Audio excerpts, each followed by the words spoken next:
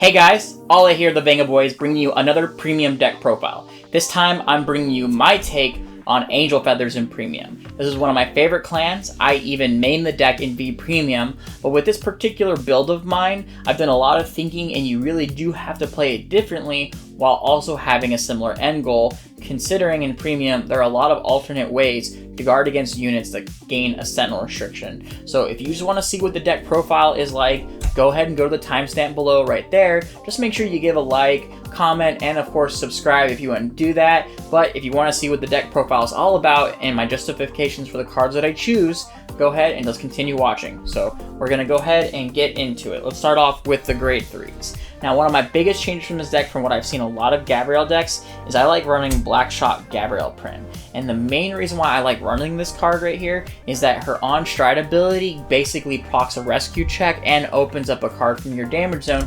considering that you could take a card from your hand, put it in the damage zone, grab a card from the damage zone, heal one, and take a damage check. So that right there always ensures that you're going to have 2 open CB, so you can stride over, use a skill, and free up your damage for yourself. That way you can use your other combos and your other rescue checks from your V unit cards.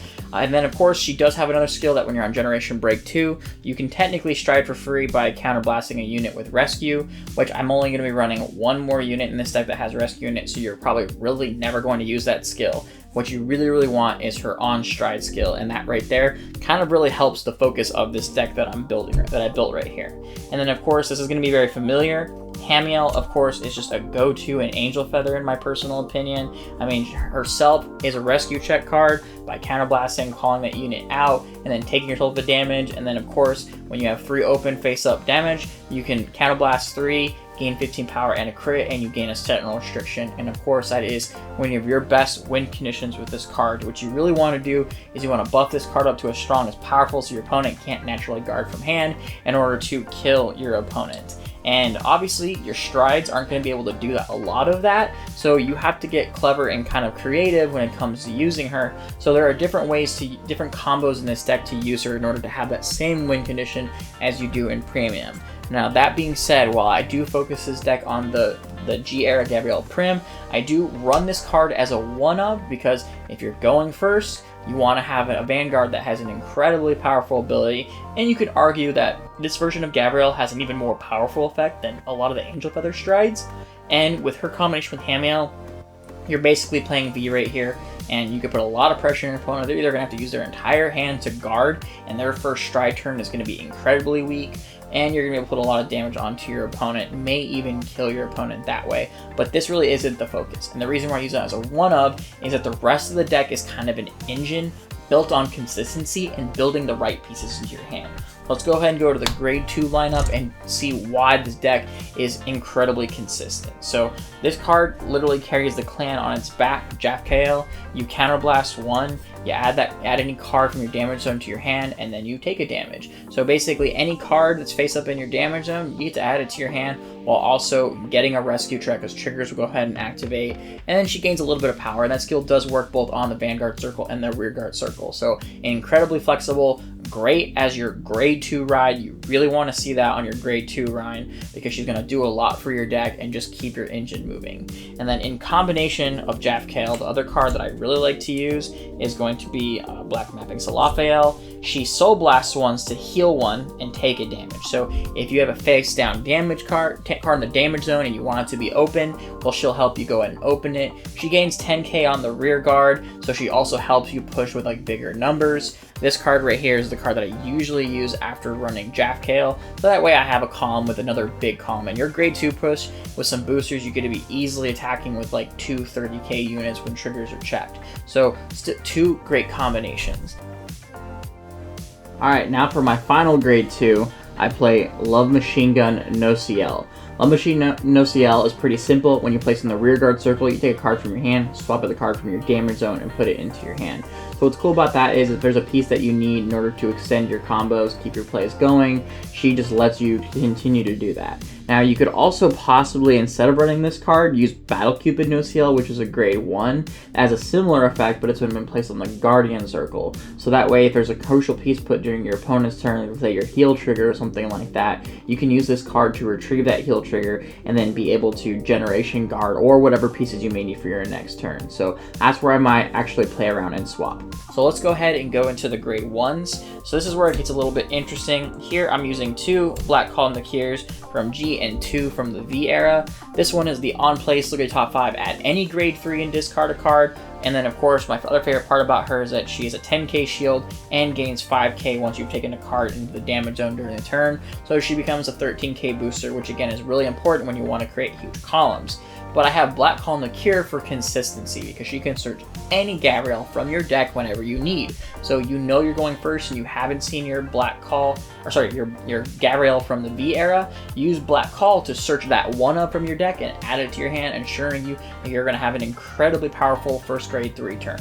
Also, if your opponent stride denies you and you know that's going to happen, you can make sure you get that Gavrail, plus you'll get a protect marker in your hand for using it during that turn, which is incredibly powerful. So you have to take advantage of when you can't stride and when, of course, when you can stride. And also, not to mention, if you have your V era Gavrail but you don't have your G era Gavrail, you can use Black Call to fish that out of the deck as well. So I'm running those at a 2 and 2. I'm still kind of experimenting with ratios right now, but that's going to go that's kind of a part of it. Now here is where I talk about looping consistency. You have Scaling Angel and you have Bellyful Meds Angel. These 2 cards together are a really fantastic combination.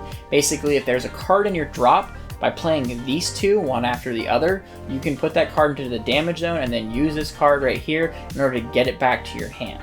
So that's incredibly important when you know there's a piece in your damage zone that's not, or a piece in your drop that's not in your damage zone, not in your hand, and you really need it in order to keep your engine going. You play Scaling Angel, take a card from your damage zone, put it into the soul, and then you take a card from your drop, put it face up in the damage zone, and then you put Bellyful Meds to the soul, and you take a card from your hand and swap it with a card from your damage zone. So not only are you filling 2 cards to your soul that way, but you're also getting the pieces from wherever you want and wherever you need them. And then Scaling Angel is also one of my first grade 1s to ride, because when he's placed, you can discard a card from your hand and draw a card. So going second, well, you just pitch a quick shield, you draw a card, really helps you get to the cards you need faster. Like I said, I built this deck in mind with a high amount of consistency. And then this is another card, Black Closure Zaphael. Just like with Salafael, this card really helps you open up your counter blasts. So you discard a card, you just pick up any card from your damage zone and do a damage check. So she's another rescue checking unit.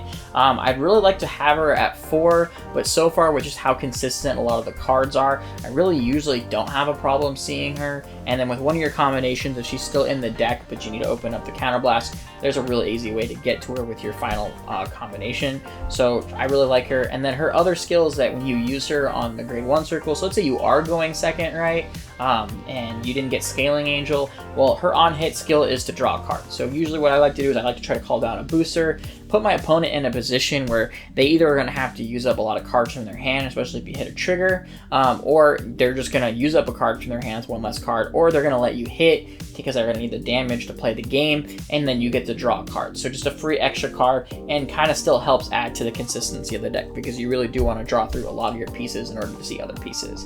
And then my last grade 1 is Black Repair Kiba. She is a grade 1 from the G era. She's a pretty cool card because when she's in the damage zone, if you have a Vanguard with I think a unit with a rescue ability, she calls herself up on the damage zone into the Guardian Circle, gains 15k shield, and then you'll call a card to the damage zone from the top of your deck face down, and then you'll heal one and take a damage check. So pretty cool card, helps you go through the deck, see your pieces as well, gives you your unit a extra 15k shield, and if you happen to be having Prim on the Vanguard Circle, she's going to be the only unit with rescue in its name, so specifically that combination's for that. And the other reasons to run her is just that it's a grade 1 PG, and in Premium, sometimes you're going to have grade 0 restricts, and she really helps you play around that, so it's pretty important to be a little bit flexible against your opponents. And running at 2 is fine, just because you're going through your deck so much, you're going to see it eventually, and if you need to have it, you can go ahead and get into that.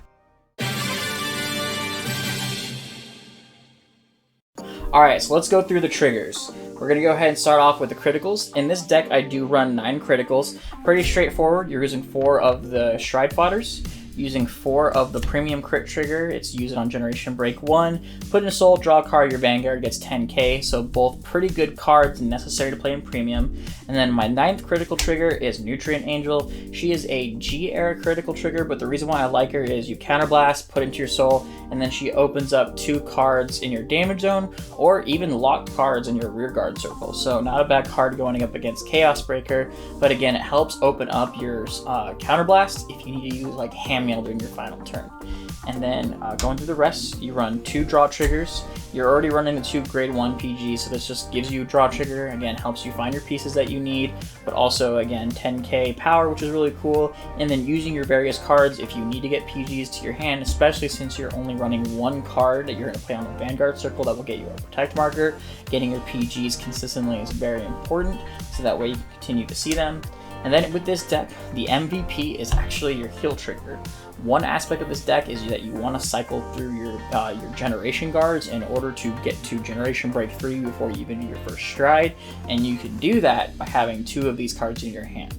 So part of my strategy is actually mulliganing and hoping that I get one through my hand, but if I end up checking them or end up drawing them, I can use my other pieces to try to cycle through with my rescue checks also to try to get this card to my hand. So I usually like to see 2 of them in my hand by the time that my opponent strides in order to ensure that I'm going to survive and I can get myself to Generation Break 3. And then the last trigger I run is the Fridge. The Fridge, just kind of like with my other crit trigger from G, it helps open up your counterblast. You can take 2 cards from your damage zone, like let's say you have 2 triggers, cycle them back in the deck, put him back in the deck, so you're putting 3 cards back in the deck, 2 cards face up, so you open up your counterblasts, and then you get to draw cards. So he kind of also helps build that consistency, and he is definitely limited to 1, so you only run him at 1, and he's just kind of to help build the consistency. It's not a card you're ever going to rely on using as a stand trigger. You mostly use him for his field effect. So let's go ahead and get into the strides really fast. So there are a few strides that I really haven't figured out a good place to use them. You have cards like Gavrail, who helps open up your counterblast but doesn't do much beyond that. You do have your Generation Break 8, which I honestly think there are better win conditions, so you really never need to use her. And then kind of you want to go into the more defensive place. So here I use this Raphael Mitra to help heal yourself. So what's cool about her is even though she's a Counterblast 3, discard 2 cards in your hand, she heals 2 points of damage, which again, you want to play a really defensive game, and that's really going to keep you in the game by healing. And then you also have Raphael, if you're at Generation Break 2, she heals 1 point of damage for free without having to pay any costs other than just being at Generation Break 2. And then if you end up having to stride first against your opponent and you're not in a position where you need to heal or anything like that, you can use Gavrail Eden. Gavrail Eden just basically procs a rescue check. She does kind of have some multi-attacking abilities, but more than likely you're going to use her to Soul Blast, Persona Flip, and then heal a card, take a damage. And of course, if you're using Prim's on right ability, you're doing 2 rescue checks before you even go into your main phase. So still a pretty cool card. And then before we get into your kind of win condition combos, here's an alternate win condition. Basael, when she's at Generation Break 3, can also help extend your life in the game by extending you to 7 damage to lose. And then if you have 5 face-up cards, you technically will get to 8, which is really cool. But if you Counterblast 4, your opponent now has to guard by using the same amount of cards you have in your damage zone. So it doesn't matter if they're face up or face down, and you have a lot of cards in this deck that can help break up Counterblasts, so that way you can still play Hamiel in combination with her. That way you can swing with a lot of units and high power, try to kill your opponent that turn. So alternate win condition. And then here are your Heal Guardian lineup. This one is probably the best one. I like Serial because you Counterblast 1, you check the top card of your deck, you heal damage, take a damage. If you check if you see a trigger on top, you can use it to help keep yourself alive in the game. But of course, ultimately, after you've used her for your first Heal Guardian, you go into this unit right here, who will let you Soul Blast 1, flip up a G Guardian. That puts you at Generation Break 3 after her effect resolves, and then she gains 5k for every face-up card you have in your damage zone. So if you're playing defensively, but you still have a lot of damage, she becomes a really big meaty G Guardian. And then you have kind of an alternate one where she gains power for face-down cards if you're in that sort of position. So that's your Generation Guard lineup right there. And then your win condition is Ultima. Ultima can search you out whatever pieces that you need from your deck. So if you need Hamiel, you'll be able to get Hamiel. You're of course going to stack 2 crit triggers when you stride with him. You can still use Gavrail's on stride effect in order to do rescue checks before you even start searching with cards for him. And then of course, once you get your pieces, if you need to be able to open up the Counterblast or use Hamiel, you can use the various rescue check abilities or even use cards that you called out or got from him as effect. So that way you can ensure you're always going to have 3 open Counterblasts, and then using him in combination with Hamiel and all the rescue checking that you do during the turn, any triggers that you drive check, you can have an even higher Hamiel than you would even potentially have in V, creating a really solid win condition. It's just that you have to play incredibly defensive in order to stay alive until you can consistently use Ultima against your opponent.